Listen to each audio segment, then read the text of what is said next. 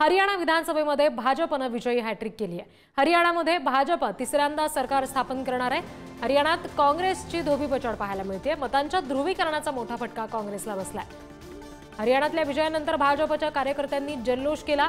हरियाणा विधानसभेमध्ये भाजपने ही विजयी हॅट्रिक केलेली आहे। काँग्रेसला मात्र मोठा धक्का बसलाय आणि मतांचं ध्रुवीकरण त्याला कारणीभूत ठरतंय असं मत अनेक अभ्यासक व्यक्त करतात। मात्र हरियाणातल्या विजयानंतर भाजपच्या कार्यकर्त्यांनी मात्र जल्लोष केलेला आहे।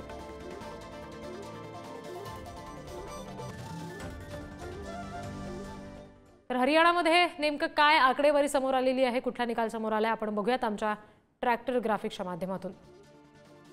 काँग्रेस 36, भाजप 48, जेजेपी 0 आणि त्याचबरोबर इतर 3 अशा जागा आहेत। आणखी 2 जागा आपल्याला दिसतात। तर हरियाणामध्ये एकंदरीत भाजपचा जो विजय झालेला आहे त्याच्यामागे नेमकी काय कारण आहेत ती आपण ग्राफिक्सच्या माध्यमातून आता समजून घेणार आहोत। जातीय ध्रुवीकरणाचा फायदा उठवण्यात भाजपला यश मिळालंय।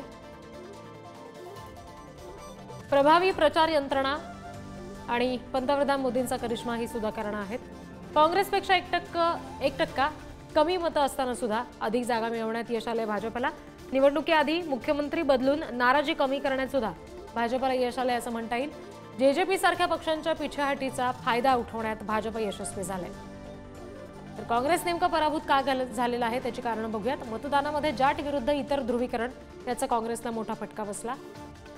काँग्रेसमधली गटबाजी भोवलेली आहे। संधी असूनही यश मिळवता आलेलं नाही। भाजपापेक्षा अधिक मतं मिळवून सुद्धा जागा मात्र कमी मिळाल्यात।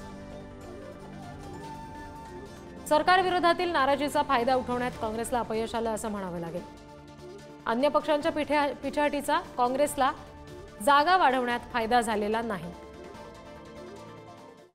यानंतर आता पुढची बातमी बघूयात। जुलाना मतदारसंघामधून विनेश फोगाट विजयी झालेली आहे। बजरंग पुनियाने विनेश फोगाटचं अभिनंदन केलंय। भाजपच्या योगेश बैरागींचा पराभव केलेला आहे।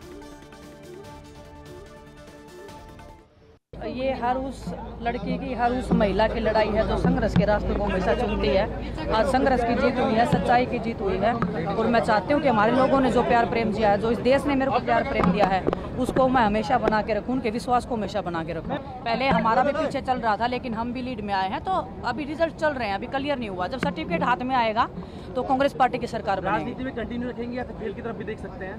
राजनीति में अगर आ गए तो कंटिन्यू इधर ही रखेंगे। लोगों ने प्यार प्रेम दिया है, उनके लिए काम भी करना पड़ेगा फील्ड में रह के। ऐसा तो है नहीं कि हम दोनों चीजें कर सकते हैं।